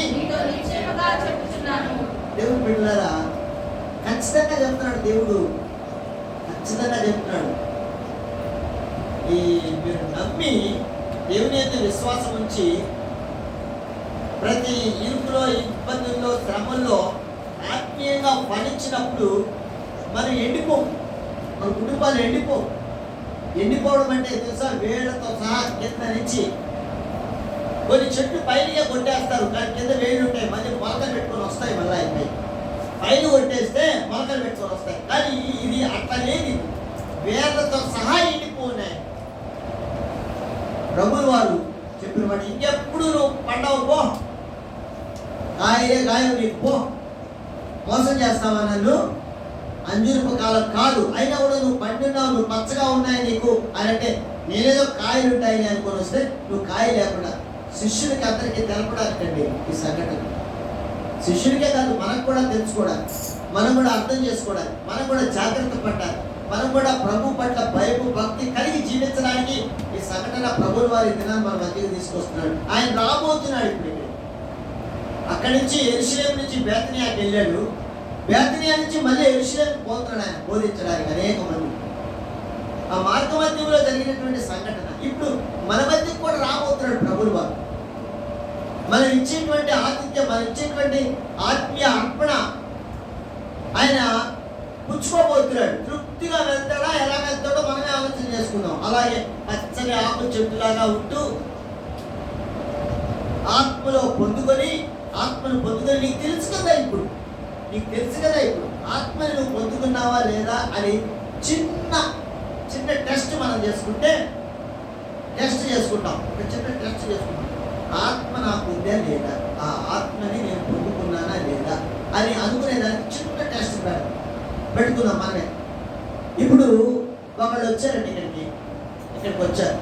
వచ్చి ఏమంటే అన్నారు. పిలిచారు, మనందరినీ పిలిచారు. ఏమంటే మేము తిరుపతి నుంచి లడ్లు తెచ్చామండి. లడ్లు పెద్ద ఉన్నాయి, జీడిపప్పు, ద్రాక్ష అన్నీ వేసి ఉన్నాయి. ఏదో తీసుకోండి, ప్రసాదం, తిరుపతి నుంచి వచ్చిన ప్రసాదం తీసుకోండి మీరు అని మనకి ఇస్తే మనం తీసుకుంటామా, తీసుకోమా? తీసుకోమా? తులవనుంది లడ్డ, జీడిపప్పు, ద్రాక్ష. అది తిన్నామంటే అది గన్నేరు ముక్క అయిపోద్ది. ఏదా తింటే గన్నేరు ముక్క అయిపోద్ది మన లోపల. అందుకే మనం తినమంటారు. తెలుసుకున్నామా ఆ ఆత్మ మనలో ఉందా లేదా, ఉందంటారా లేదంటారు. ఆ ఆత్మని మనకి ఇచ్చాడు దేవుడు బిడ్డారు. హల్లెలూయా. ఆ ఆత్మని పొందుకున్నాం కాబట్టి అన్ని విషయాల్లో, ప్రతి విషయంలో కూడా మనం జాగ్రత్త. ఆత్మని కూడా పొందుకున్నాం. ఇప్పుడు ఇంకా శ్రమలలో మనం నిలబడాలి. ఇంకా ఎన్ని శ్రమలు వస్తాయో మన జీవిత కాలం అంతా వస్తూనే ఉంటాయి. మన మట్టిలోకి మట్టి, మన ఆయుష్ తీయగా పూర్తి అయిపోయేదాకా వస్తూనే ఉంటాయి. అబ్బా, ఈ శ్రమలు వస్తే ఎందుకయ్యా, యేసు ప్రభు నమ్ముకోవడమా, మేమేదో బాగుపడతాము వస్తే ఇన్ని శ్రమలు అంటున్నారే. ఇన్ని శ్రమల్లో మనం నెగ్గగలిగితే, చివరి పెట్టు వరకు మనం ఎక్కితే, మన ఆయుష్ను పూర్తిగా ఆ క్షణం, ఆ గడియ మనల్ని, మన ఊపిరి వెళ్ళిపోతుంది కదా మనలోంచి, ఆ ఊపిరి వెళ్ళిపోయే గడి వరకు మనం ప్రతి శ్రమలో గట్టిగా నిలబడితే ఎన్నో నిద్రలు వస్తాయి. ఒకటి కాదు, రెండు కాదు, నిద్రలు వస్తాయి. వాళ్ళు అంటారు, వీళ్ళు అంటారు, ఏమేమో చేస్తారు. అట్లా నష్టాలు వస్తాయి, బాధలు వస్తాయి, ఇరుకులు వస్తాయి, ఇబ్బందులు వస్తాయి. ఎన్ని వస్తాయో. ఇదే అగ్ని బాప్తిజం. దీన్ని కూడా పొందుకోవాలి. మనం పొందుకోవాలా వద్దా? అయితే నిలబడాలి దాంట్లో. పొందుకున్న తర్వాత, అయ్యా ఇది ఇచ్చావు నాకు, నేను ఆత్మని పొందుకున్నాను, నీళ్లతో పొందుకున్నాను. మా పాస్టర్ గారు నీళ్లలో బాప్తిజం ఇచ్చాడు, యోహానికి ఇచ్చాడు కదా. ప్రభువు వారు కూడా చెప్పారు కదా, మీరు యోహాన్తో తీసుకున్నారు, మీరు ఇప్పుడు నాతో ఆత్మలో తీసుకోండి అని చెప్పాడు. తీసుకున్నారు. మరి నాకు మా పాస్టర్ గారు నీళ్ళలో ఇచ్చాడయ్యా, ఆత్మలో కూడా నువ్వు ఇచ్చావు, ఆత్మలో నువ్వు ఇచ్చావు. ఎందుకంటే మేము తెలుసుకున్నాం, మేము తెలుసుకొని మా ప్రతి పాపాన్ని విడిచిపెట్టేస్తున్నాం, తెలుసుకున్నాం, అర్థం చేసుకున్నాం. కాబట్టి మేము విడిచిపెట్టేశాం. కాబట్టి ఈ తర్వాత వచ్చేటువంటి శ్రమలు ఉన్నాయి, అపవాది వదులుతాడా మనల్ని? దేనిగా వదలడు. అపవాది మనల్ని అగ్ని వంటి శ్రమలు నిలబడకుండా చేయడానికి చాలా ప్రయత్నాలు చేస్తాడు. వెళ్ళిపోతాం, మనం ఒక్కోసారి వెనక్కి వెళ్ళిపోతాం. ఏందయ్యా ఇదే? ఆమె యోబు భార్య వచ్చి చెప్తుంది యోబుతో, ఏందయ్యా నీకు ఇన్ని శ్రమలు వస్తాయి, ఇన్ని బాధలు వస్తాయి, ఇన్ని ఇరుకులు వస్తాయి, ఇన్ని ఇబ్బందులు వస్తాయి, డబ్బు పోయింది, పిల్లకాయలు పోయారు, ఆస్తులు పోయి, నీ ఒళ్ళు చూస్తే ఏమో గోపుకుంటున్నావు, చిలపెక్కు తీసుకొని వదిలే ఈ దేవుడిని ఎందుకో అనేది ఆమె. మూర్ఖురాల్లాగా మాట్లాడుకుంట, అన్నీ ఉంటేనే దేవుడా, అన్నీ ఇస్తేనే దేవుడా, ఏమి లేకపోయినా దేవుడే, మా దేవుడే. అందుకనే షడ్రక్ మేషక్ అబేద్నెగోలు అంటారు, వాళ్ళు అయ్యా మమ్మల్ని రక్షించకపోయినా సరే, మేము మాడి మసైపోయినా సరే, దాంట్లో పడి మంటల్లో పడి మాకు ఆయనే దేవుడు, ఆయన చూసుకుంటాడు. మమ్మల్ని ఎలా నడిపించాలో, మసియాలా, మనం నిలబెట్టాలా, ఆయన చిత్తం, అది మాది కాదు అని షడ్రక్ మేషక్ అబేద్నెగోలు ఆ మంటల్లో వేసినప్పుడు ప్రార్థన చేసుకుంటారు వాళ్ళు. అందుకే 4వ వ్యక్తిగా దేవుడు ప్రత్యక్షమైన వాళ్ళని కాపాడుతారు. ఆ శ్రమలో, ఆ శోధనలో, ఆ ఇబ్బందుల్లో. అందుకే మనం కూడా ప్రార్థనలో, అయ్యా ఈ శోధన వచ్చింది, ఇరుకు వచ్చింది, ఇబ్బంది వచ్చింది, అపవాది మమ్మల్ని వదలడం. అందుకనే ఆ యోబు భార్యని బట్టి మనం ఆలోచన చేస్తే, వద్దుకో ఇంకొద్ది దేవుడు వదిలి అన్న ఆమెకి అన్నీ ఇస్తేనే కాదమ్మా, ఏమి లేకపోయినా, ఏమి లేకపోయినా అన్ని దేవుడే, నాకు దేవుడు అన్నాడు. చివరికి 42వ అధ్యాయం వచ్చేటప్పటికి అత్యధికమైనటువంటి ఆశీర్వాదాలు పొందుకున్నాడు ఈ యోబు దేవుడు బిడ్డ. దూరం అయిపోయారు అందరూ, స్నేహితులు అందరూ కూడా దూరం అయిపోయారు, బంధువులు, దేవుళ్ళు. అమ్మో వాడు కనపడుతున్నాడు, వాడు కనపడుతున్నాడు, వాడి దగ్గర వద్దులేపా, వాడు వేస్తాడు, మన నా వీధిలో పోతే వాడు వేస్తాడు అని వెళ్ళిపోయేవాళ్ళంటే అందరూ కూడా. ఆఖరికి ఎప్పుడైతే దేవుడు అభిషేకించి మళ్ళీ అతను నిలబెట్టాడో, ప్రభువుని అర్థం చేసుకుని గట్టిగా నిలబడ్డాడో, యోబు దగ్గరికి అందరూ రావడం మొదలుపెట్టారు. అందరూ వచ్చి అందరికీ అనేక రకాల డబ్బులు ఇచ్చారంట. అందరూ వాడి దగ్గరికి వచ్చి డబ్బులు అడగతాడు అన్న వాళ్ళు అందరూ కూడా ఆయన దగ్గరికి వచ్చి డబ్బులు, ధనం ఇచ్చి, అన్ని ఇచ్చి, ఆ ఆశీర్వాదాలు అన్ని ఇచ్చినట్టుగా 42వ అధ్యాయం యోబు గ్రంథంలో ఉంటుంది. దేవుడు ఆ శ్రమలో నిలబడ్డాడు, అగ్ని వంటి శ్రమలు నిలబడ్డాడు, పరిశుద్ధాత్మ పొందుకున్నాడు ఆ యోబు, ఆ దేవుడు పెట్టాడు. కాబట్టి మనము కూడా ఏ స్థితిలో ముందుకెళ్ళాలి, ఏ విధంగా ఉండాలి అని మరి ఆత్మదేవుడు మన మధ్యకి ఈ రోజు, ఈ నూతన మాసంలో మన దగ్గర తీసుకొచ్చాడు. రాబోయే రోజులు ఎట్లుంటాయో శ్రమలు, మళ్ళీ అయ్యగారి ప్రభుత్వం రాబోతుందంట. ఏఈ గారు పెద్దయ్య గారు, ఈయన కాదు, ఇక్కడ సంబంధం పెద్దయ్య గారు. ఎవరు పెద్దయ్య గారు? ఆయనే రాబోతాడని అన్ని చెప్తున్నాయంట పోల్స్ అని. మళ్ళీ ఆయనే వచ్చాడు అనుకో, మనకి తిప్పలు తప్పం.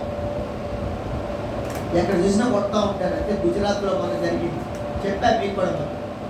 మాస్టర్ గారిని ఎందుకులే అది యూట్యూబ్లో పెడితే చూస్తే బాధ.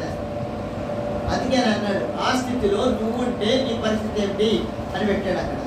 అందుకే మనం ప్రార్థనలో ఉండాలి, ఆత్మను పొందుకొని ప్రతి శ్రమలో మనం గట్టిగా నిలబడాలి. దేవుడు నిలబడితేనే మోక్షమా, దేవుడి రాజ్యంలో ఉంటాం మనం. ఈ భూమి మీద కూడా ఆ శ్రమంలో దేవుడి దగ్గర, పాదాల దగ్గర సాగిలు పడితే అన్ని తీసేస్తాడు. అగ్నిలో వేయబడినటువంటి షడ్రక్ మేషక్ అబేద్నెగోలు మళ్ళీ బయటికి రాబడ్డారు. ఎక్కడైతే వాళ్ళు చెడ్డవాళ్ళు అన్నారో వాళ్ళ మాటే ఎక్కింది, మళ్ళీ వాళ్ళని దేవుడు అత్యధికంగా నిలబెట్టాడు. ఎవరైతే వాళ్ళ మీద చెప్పారో వాళ్ళందరినీ మళ్ళీ వాళ్ళ దాంట్లో వేసేయడం జరుగుతుంది. వీళ్ళు వచ్చే దేవుడే అందరూ కలవాలని వాళ్ళకి ప్రథమ స్థానం ఇచ్చాడు దేవుడు అక్కడ. హల్లెలూయా. కాబట్టి యోహాను చెప్తున్న మాట, నేను ఆయన చెప్పుల వారినైనను నేను తాకడానికి నాకు శక్తి సాగుతుంది. అంటే తాను ఎంత తగ్గింపు స్వభావంలో ఉన్నాడో యోహాను, బాప్తిసమిచ్చే యోహాను మనం అర్థం చేసుకుంటాం. మనము పొందుకునేటువంటి ఆత్మను బట్టి, మనం పొందుకునేటువంటి ప్రేరేపణను బట్టి, మన దేవుడు మనకి చేస్తున్న అద్భుత కార్యాలు, ఆశ్చర్య కార్యాలన్నింటిని బట్టి మనం తగ్గింపులో ఉండాలి. దేవుడు మనం తగ్గించుకోకపోతే ఎలాగా? మనం తగ్గించుకోవాలి కదా, ప్రతి విషయంలో మనం తగ్గాలి కదా. తగ్గకుంటే ఎట్టాక? చూడండి, ఒక మాట చూస్తాం. ఇర్మియా గ్రంథం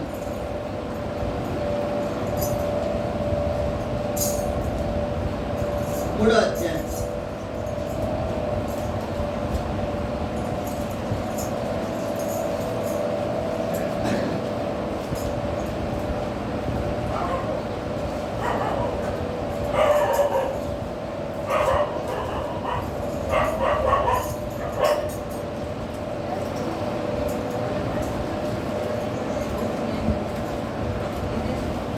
ఇర్మియా గ్రంథం 3వ అధ్యాయం 22వ వచనం నుంచి చదువుతాం.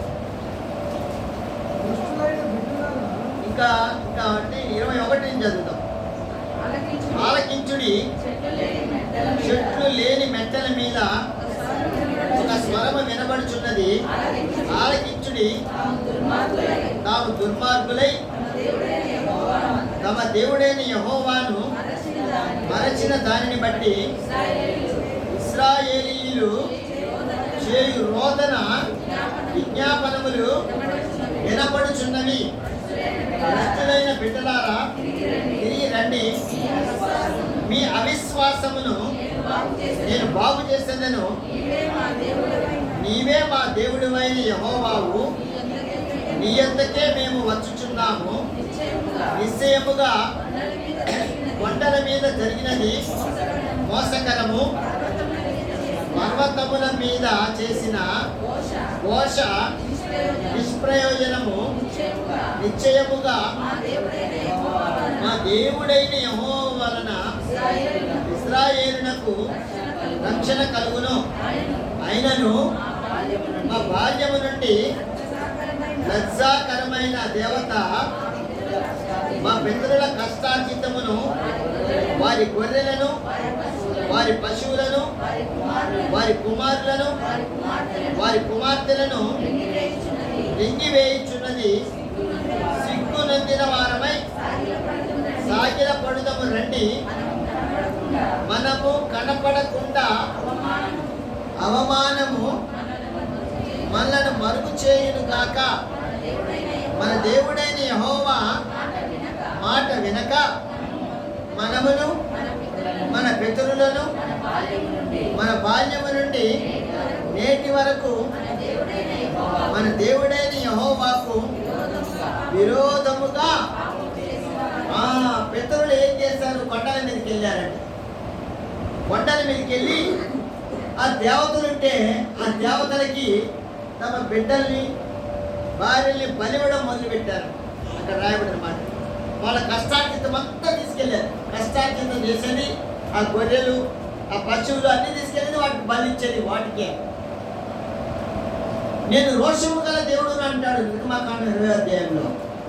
పైన ఆకాశం అంతే కానీ, కింద భూమి అంతే కానీ దేని రూపములైన మీరు కొలవకూడదు అంటాడు.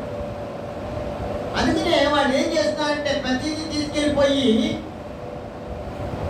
గొర్రెలు, పశువులు చేసుకుంటూ అవి వాటికి బలిస్తూ వాటిని తింటూ ఈ దేవత మాకు బాగు చేసింది అని అనుకుంటూ ఉన్నారు. కానీ జరిగినటువంటి నష్టాన్ని అన్నింటిని బట్టి వాళ్ళు తెలుసుకున్నారు. తెలుసుకొని వారు విజ్ఞాపనలు చేస్తారు దేవుడి దగ్గర. అవన్నీ వినబడుతున్నాయంట వాళ్ళు. అందుకనే వాళ్ళు ఏమంటారు, అయ్యా మా బాల్యం నుండి మేము చెడ్డవారమేనైనా, ఎందుకంటే ఈ దేవతలు మా పితరులు, మా పెద్దోళ్ళు ఈ దేవతల దగ్గరికి వెళ్ళారు, మేము కూడా వాటి దగ్గరికి వెళ్ళాము. కాబట్టి మాకు వచ్చింది ఏందిరా ఇప్పుడు అంటే తెప్పలు వచ్చినాయి. కాబట్టి వీటి నుంచి విముక్తి పొందుకోవాలంటే నువ్వే మా దేవుడు, యెహోవాయే మా దేవుడు అని తాము చేసినటువంటి ప్రతి పనిని పాత రోత జీవితంలో తాము చేసిన ప్రతి పనిని ప్రభువుని విసర్జించి ఇతర దేవతల దగ్గరికి వెళ్ళి జరిగించినటువంటి కార్యాలన్నిటినీ జ్ఞాపకం చేసుకుని వాటిని విడిచిపెట్టేశారంటే ఇంకా ఈ పని మేము చేయం. ఆత్మదేవుడు మాట్లాడుతున్నాడు మనతో. మరి వాళ్ళు అక్కడ విడిచిపెట్టారు, నువ్వేం విడిచిపెడుతున్నావు? నువ్వేం విడిచిపెట్టావు? ప్రభు మాట విన్నావు కదా, నువ్వేం విడిచిపెట్టావు? ఈ నూతన మాసంలో మరొక మాసంలో దేవుడు మనల్ని అడుగుతున్నాడు, ఏం విడిచిపెట్టావు? పాత నెల అయిపోయింది, ఈ కొత్త నెలలోకి వచ్చాం, ఏం విడిచిపెట్టి మళ్ళీ దేవుడి దగ్గర ఏం పొందుకున్నాం? ఆత్మీయ ఫలాలు ఏం పొందుకున్నాం? ఒకసారి మనం ఆలోచన చేసుకున్నాం. దేవుడు వాళ్ళైతే విడిచిపెట్టారు, వాళ్ళు పశ్చాత్తాపడ్డారు, పాపాలు ఒప్పుకున్నారు, దేవుడి దగ్గర పశ్చాత్తాపడ్డారు, ఆ తర్వాత ఆశీర్వాదాలు పొందుకున్నారు మాట.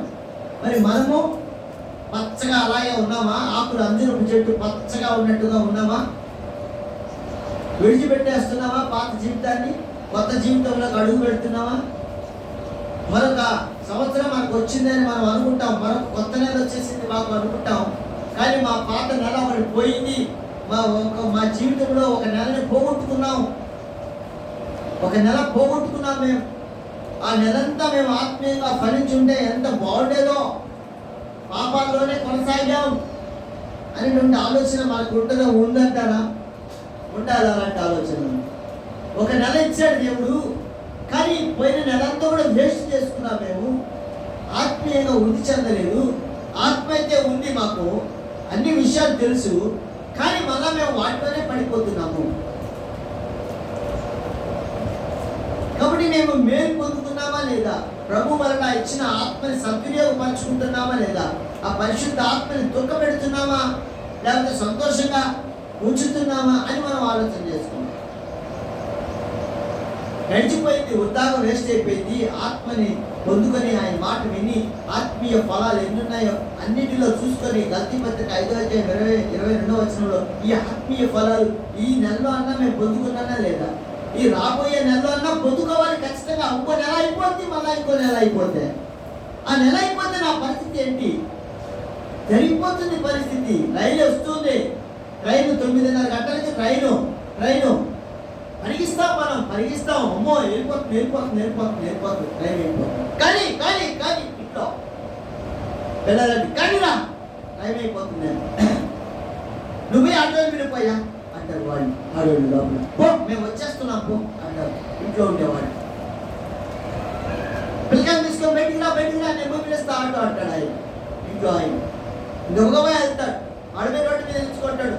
ఆయన ఆటో సైజ్ చూస్తుంటాడు, ఇంట్లో వాళ్ళ సైజ్ చూస్తుంటాడు. ఏంది ఇంకా ఈ రాలేదే అని ఒక టెన్షన్, ఆటో రాలేదని ఒక టెన్షన్. దీనికైతే అలవాటు పడ్డాను, కానీ నా సమయం అయిపోతా ఉంది, ఇంకొక నెల అయిపోతా ఉంది, నేను రెడీ అయ్యానా లేదా? వచ్చేస్తుంది ఇంకొక మాసము, ఈ మాసంలో అన్నా నేను సిద్ధపడతానా లేదా? ఆత్మని పొందుకుంటానా లేదా? పొందుకున్న ఆత్మని రక్షించుకుంటానా లేదా? దుఃఖ పెట్టకుండా ఉంటానా లేదా? ఒకవేళ శ్రమలు వస్తే ఆ శ్రమలో నిలబడతానా లేదా అనేటువంటి ఆలోచన మనకు కలగాలి దేవుడు. లేకపోతే ఈ 6వ మాసం కూడా మనకి వేస్ట్ కాకూడదు, మనం సద్వినియోగపరచుకోవాలి. ఈ నెల దేవుడు మనకి ఇచ్చాడు. ఈ నెల ఒక్కొక్క నెల కొత్త నెల మనకి దేవుడు ఇచ్చాడు. నిన్న మొన్న చూసిన వారు ఈ దినాన్ని లేరు, వారికన్నా గొప్పవాళ్ళం అంటే కాదు. దేవుడు ఎందుకో మనల్ని ఇంకా ప్రేమించి బాప్టిజాన్ని ఇచ్చి పరిశుద్ధాత్మనిచ్చి అగ్ని వంటి శ్రమంలో కూడా మనకి ఇబ్బందులు కలిగినా కూడా మనల్ని నిలబెట్టి నడిపిస్తున్నాడు ఆయన. చివరి వరకు మనకి ఇచ్చినటువంటి ఆయుష్ని పూర్తి చేసుకునే దాకా మనం ఉంటాం ఇక్కడ. ఇందులో ఏమి తేడా ఏం లేదు. అయితే ఆ ఆయుష్ని మనం సద్వినియోగపరుచుకుంటున్నామా లేదా? మామిడిపళ్ళు ఇచ్చారండి, డబ్బకి ఇచ్చారు మామిడిపళ్ళు, ఇంతలా ఉన్నాయి, ఒక్కొక్కటి ఇంతలా ఉన్నాయి. బంగినపల్లి కాయలు ఇంట్లో తెచ్చి పెట్టుకున్నాము, వాసన గుమాయించి కొడతా ఉంది. వచ్చిన బంధువులు వస్తే ఇంట్లో మామిడిపళ్ళు పెడతాయా అని వాడు కూడా అనుకుంటారు వాసన బట్టి. అయితే అవి కుళ్ళిపోయేదాకా అట్టే పెడతామా, తింటామా? మనం ఏమండి తింటామా? లేకపోతే వాసన చూసామలే సరిపోతుంది అనుకుంటామా? ఏమనుకుంటామా? ఏమండి తినొచ్చులే, షుగర్ వచ్చిన కూడా అమ్మా అదే వాళ్ళు తిన్నారమ్మా. కుళ్ళు పెట్టుకొని కొల్ల పెట్టుకొని ఈగిలు ముసిన తర్వాత అవి బయట పారేసి ఇల్లు కడుక్కుంటారు. అంతే కదా నేను చెప్పేది కూడా. ఎవరు తిన్నా ఒక పండు తినొచ్చు, ఏమి ఇబ్బంది ఏమి లేదు దానివల్ల. ఎవడు గమనిస్తుంటాడు కదా. ఎవరో 4 పళ్ళు తెచ్చుకో, 4 ఒకరే షుగర్ లేనోళ్ళు తిన్నా కూడా, షుగర్ లేనోళ్ళు తిన్నా అంటుకుంటుంది వ్యాధి. ఆ మామిడి పళ్ళు, పెద్ద మామిడి పళ్ళు 4 తెచ్చుకోను, లేకపోతే 6 తెచ్చుకోను, మస్తుగా ఒకటే పెట్టి ఒకటి లాయించావు అనుకో, ఇంకంతే సంగతులు.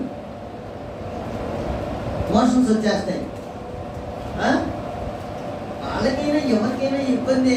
కాకపోతే ఒకటి మితం అన్న ఏంటంట, మితం పరిమితం అంతే. దానికి తగ్గట్టు అంతే చేయాలి పని ఏదైనా. కాబట్టి ఆ బండి ఆడుంటే ఆ బండిని మనము ఉపయోగించుకుంటామా ఉపయోగించుకోమా? ఇప్పుడు ఒక 1 కోటి రూపాయలు ఉందక్కడ, ఓకే అనుకుందాంలే. ఎంత డబ్బున్నా ఏం లాభం? యేసుప్రభువే చెప్పాడు, నీ డబ్బు ఉంటే నీ మనసంతా దాని మీదే ఉంటుందంట. ఊరికే అనుకుందాం, మనకు అంత డబ్బు వెళ్ళాము, దినాహారం మనకు చాలు. అంత డబ్బుని ఏదన్నా వచ్చారు కొనుక్కునేదానికి, ఆ వీధిలో వస్తున్నారు, జీడిపప్పు ఏదో ఒకటి తినాలని ఆశ కలిగింది, కొనుక్కుంటామా కొనుక్కోమా? ఏమండి, కొనుక్కుంటామా? ఏమైనా కొనుక్కుంటామా అనుకుంటున్నాడు, వాళ్ళు కొనుక్కోకూడదేమో అనుకోబా. కొనుక్కుంటామా? అవునా కాదు? కొనుక్కొని మనకి తృప్తిగా తింటాం. బుద్ధి కాపు. ఇప్పుడు కూడా దేవుడు మనకి ఆయుష్ని ఇచ్చాడు. ఎవరెవరు ఎన్ని సంవత్సరాలు గడిచిపోయినాయో, ఇంకా ఎన్ని సంవత్సరాలు ఉంటారో మనకైతే తెలియదు, దేవుడికి తెలుసు. ఆయన అన్నాడు 70 సంవత్సరాలు, ఆయన ఇంకా అన్నాడు 80 కూడా ఉంటారు. లేదు, ఇరుకులు, ఇబ్బందులు, శ్రమలు, బాధలు, అయ్యి ఉపసం, ఆయాసం, దగ్గు అవన్నీ ఉంటే ఇంకో 10 ఏళ్ళు ఉంటారు. కాబట్టి అంత ఆయుష్ దేవుడు నాకు ఇచ్చాడు. ఇంకొక సంవత్సరం నాకు దేవుడు ఇచ్చాడు, ఇంకొక నెల ఇచ్చాడు దేవుడు నాకు. కాబట్టి ఈ నెలని నేను సద్వినియోగపరచుకుంటా. ఆత్మతో నిండుకొని ప్రతి శ్రమలో, ఇంట్లో ఇబ్బందుల్లో అగ్ని వంటి బాప్టిజం కూడా నేను తీసుకుంటా. ఆయన దగ్గర గెలుస్తా నేను ఆయన అనేటువంటి ఆలోచన, ప్రార్థన మనకు ఉండాలి. ఆ ఆలోచన కలిగి ఉండాలి మనం. ఈ నూతన మాసంలో ఆత్మదేవుడు మనకు నడిపించే విధానం ఏంటంటే, నీకు ఇచ్చాను ఇంకొక మాసము, కాబట్టి ఈ మాసం అన్నా నువ్వు సద్వినియోగపరచుకో అంటున్నాడు. సద్వినియోగపరచుకో. ఆయన వస్తాడు, ఆయన వచ్చే సమయానికి నువ్వు ఆ పచ్చగా ఆకులు ఉన్నట్టు అభివృద్ధి చెప్తున్నట్టు ఉండవా అని అంటున్నాడు. కాబట్టి మనం కూడా ఎలా ఉండాలంటే ఆత్మీయ ఫలాలు పొందుకొని ఉండాలి. ఏంటి ఆత్మీయ ఫలాలు? మంచితనము,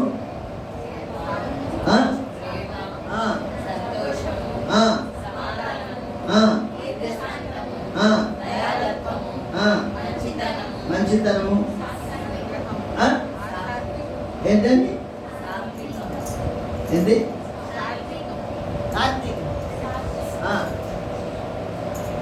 ఏంటి, సాత్వికం. ఆశానికం ఉందా?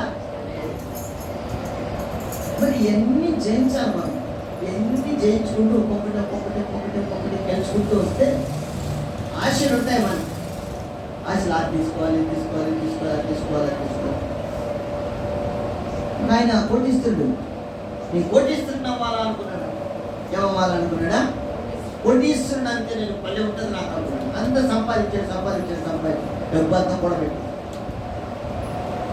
ఇంత 3 చెప్పాను. 100 రూపాయలు ఉంటే అయిపోద్ది, కోటీస్తుడు అయిపోతాడు. కోటి అయిపోతుంది, 100 తక్కువ అయింది. ఏం చేయాలంటే కొండ ఉందండి, నీళ్ళ కొండ.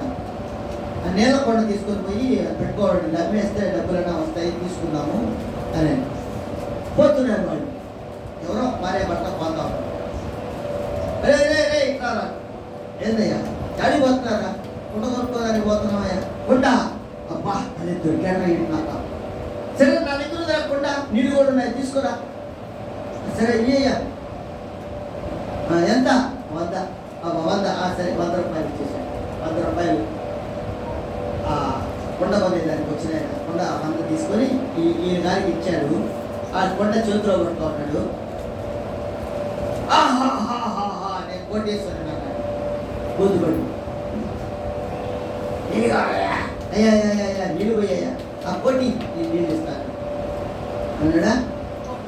ఏమంట? ఆ కోటి కోటి రూపాయలు ఇచ్చేస్తున్నాక నేను ఇప్పుడు నీకు కొండ ఇస్తాను, నీళ్ళు కొండ ఇస్తాను అంటే ఒరే చచ్చిపోతేనన్నా, నువ్వు చచ్చిపోతే నాకెందుకో, నాకెందుకయ్యా నువ్వు చచ్చిపోతే, కోటి నీళ్ళు ఇస్తా చూసుకోరా, చూసుకో కోటి ఇచ్చేసి ఒక్క నీళ్లు తాగేసి కొద్దిగా నీళ్లు తాగేసి అమ్మా బతికాడురా. నీళ్ళతో బతికాడా, కోటితో బతికాడా? డబ్బులు కాదు మనకు ముఖ్యం, లేదు అవసరం, డబ్బు అవసరమే. యాడికి పోయినా ఇడ్లీ పెట్టు అంటే పెడతాడు, పడా ఇడ్లీ పోయా పాప, మేము పరిశుద్ధులని దేవుని పెట్టని మేము మాకు ఇడ్లీ పెట్టి ఊరికినట్టు పెడతాడా? అవా వద్దన బల గిరాక్ అవసరమే డబ్బు మితం, దానికి కూడా దేవుడు ఆశీర్దిస్తాడు. కాబట్టి ప్రతి విషయంలో కూడా మనం ముందుకెళ్తూ ఉంటే ఆత్మీయంగా పరిశుద్ధపరచబడి ప్రతి శ్రమలో ఇరుకులో ఇబ్బందులు ఆయన వైపు చూస్తూ అయా ముందుకు మమ్మల్ని నడిపించు అని మనం అడిగితే దేవుడు తప్పకుండా మనం కూడా కాపాడుతాడు. ఒక్కొక్క మాట చూసుకొని మన ఆరాధన ఒక్క మాట మాత్రమే. తిమోతికి రాసిన మొదటి పత్రిక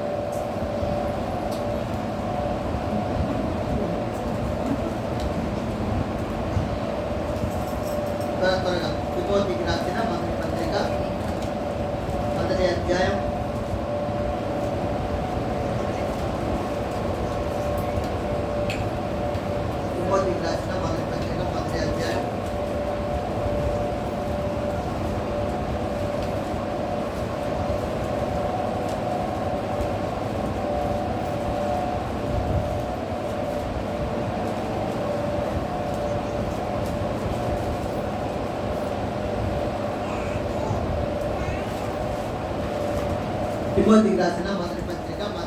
15-16 వచనాలు.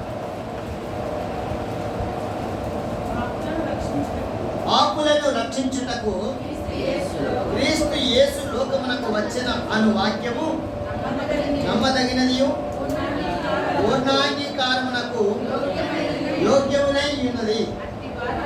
అట్టి వారిలో నేను ప్రధానుడను అయినను నిత్య జీవము నిమిత్తము తనను విశ్వసింపబో వారికి నేను మాదిరిగా ఉండులాగున యేసుక్రీస్తు తన పూర్ణమైన దీర్ఘశాంతమును ఆయన ప్రధాన పాపి అయిన నా యందు కనపరచినట్లు ప్రధాన పాపి అంట. అవునుగా, ఎందుకంటే యేసుక్రీస్తు ప్రభు అని ఎవరు అంటారో ఆ మాట అంటే వాళ్ళని తీసుకెళ్ళి చంపేసేవారు. ప్రధాన పాపి ఆయన నన్ను ఆయన ఏం చేశారంటే కనికరించాడు. కనికరించే దేవుడు మన దేవుడు. మనం చేసే ప్రతి పనిలో అది పాపమై ఉంటే దేవుడు కనికరించి మనల్ని నడిపిస్తాడు. ఇదిగో నేనున్నాను, ఆ క్షేమక అని మనతో మాట్లాడతాడు దేవుడు. అందుకనే పైన అన్నాడు, నమ్మదగినయు క్రీస్తు యేసు లోకమునకు వచ్చను అని వాక్యం నమ్మదగినయు పూర్ణాంగీకారమునకు యోగ్యమునై ఉన్నది. అట్టి వారిలో నేను ప్రధానుడు. నమ్మకంతో పౌలు గారు చెప్తున్న మాట, నమ్మకం ఆయనకు ఒక నమ్మకం. నేను ప్రధానుడనయ్యా, నేను ఫస్ట్ నమ్మేవాడిని నేను. అందుకే నేను పాపినైనా నన్ను కరుణించాడు, నన్ను కనికరించాడు, నన్ను నడుపుతున్నాడు, ఆయన బిడ్డగా స్వీకరించాడు, నన్ను స్వస్థపరిచాడు, అన్ని విధాలుగా నన్ను బుద్ధి మార్చి నన్ను వారు మనస్సు అనుభవంతో నడిపించాడయ్యా అని చెప్తున్నాడు పౌలు. వారు మనస్సు అనుభవం మనకు కావాలి. ఆ వారు మనస్సు అనేది లేకపోతే అది కష్టము. అందుకనే యోహాను నీడలో ఇచ్చాడు, మనకి మన పాస్టర్ గారు నీడలో ఇచ్చాడు. ఆత్మ దేవుడు మనల్ని ఆ యేసుక్రీస్తు ప్రభువు వారు మరి పరిశుద్ధ ఆత్మలో నింపాడు. అందుకే లోకాన్ని తెలుసుకున్నాం. మనం ఏది చేయకూడదో ఏది చేయాలో తెలుసుకుంటూ ఉన్నాం. ఇంకా కొంత ఇప్పుడు మనకి తెలుసుకుంటున్న విధానంలో కొన్ని శ్రమలు వచ్చాయి. ఆ శ్రమంలో కూడా మనం దేవుడు మనల్ని కాల్చి కాపాడుతున్నటువంటి ఆయన కనికరాన్ని బట్టి దేవునికి ఎంతైనా కృతజ్ఞతాస్తుతులు చెల్లించుకుంటాం. చెప్పబడినటువంటి మాటలు బట్టి మనం ఆరాధన చేస్తాం. ప్రభువా, మరి పచ్చని చెట్టును కూడా మాకు చూపించావయ్యా. ఆ పచ్చని చెట్టు నిన్ను ఆకర్షించిందే కానీ నీకు ఆకలి తీర్చలేకపోయిందయ్యా. నేను కూడా భక్తి కలిగి ఉన్నానేమో, చూడడానికేమో అలాగే ఉన్నా, కానీ నీకు ఆకలి తీర్చే విధానంలో నేను ఉన్నానా లేదా? ఒకసారి ఆలోచన చేసుకున్నప్పుడు, అయ్యా శరీర కార్యాలు అంటున్నావు, ఆత్మీయ ఫలాలు అంటున్నావు, అవి వాటిని గురించి ధ్యానం చేసినప్పుడు నేను అంతగా నీకు ఇష్టపడేవాడిగా లేను. కాబట్టి నన్ను క్షమించి మరొక నెల మాకు ఇచ్చావు కదా, నాకు ఇచ్చావు కదా, ఈ మాసంలో అయినా నేను నీకు ఆకలి తీర్చేబడిగా నేను ఉండడానికి నాకు సహాయం చేయండి, నన్ను నడిపించు. విశ్వాసంలో నేను ఎదగడానికి ప్రతి కార్యం నాలో చేయనాయి. చెక్కే మారాడు, మారు మనసు పొందుకున్నాడు. పౌలు గారు మారు మనసు పొందుకున్నాడు. నేను కూడా మారు మనసు పొందుకొని పూర్తిగా నీలో ఎదిగి ఫలించడానికి నాకు సహాయం చేయి. ఈరోజు నాతో మాట్లాడి నన్ను బలపరిచావే, నా సంగతులన్నీ నాకు చెప్పావే, రాబోయే సంగతి కూడా నేను ఎలాగ చేయాలో చెప్పావే. ఈ విధానాన్ని బట్టి ఏమిచ్చి నీ రుణం తెచ్చుకోగలను? నన్ను రక్షిస్తున్న నీ కృపకే, నీ కనికరానికే ఏమిచ్చి నీ రుణం తెచ్చుకోగలను? ఏమి ఇచ్చుకోలేక నా వెలిగి నలిగిన హృదయంతో నా స్తుతి ఆరాధన. రక్షకుడు, విమోచకుడు, కాపరి యేసుక్రీస్తు ప్రభు దివ్యనామములు నీకే సమర్పించుకుంటున్నాను తండ్రి అని ఆయన ఆరాధన చేయ భద్రమై ఉంటున్నాం. మరొకసారి మూల వాక్యాన్ని చదువుకొని మనం ఆరాధన అంటాం.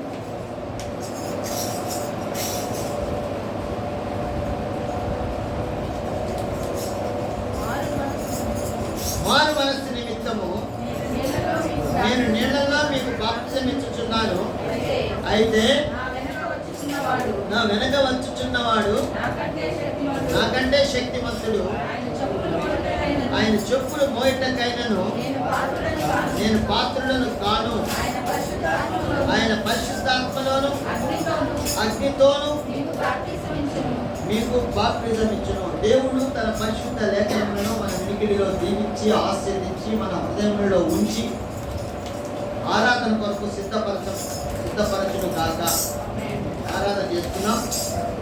గత వారం చెప్పాను, ఎవరో మైక్ ఇస్తారు అందరికీ మైక్ చేయాలి, మైక్లోనే ఆరాధన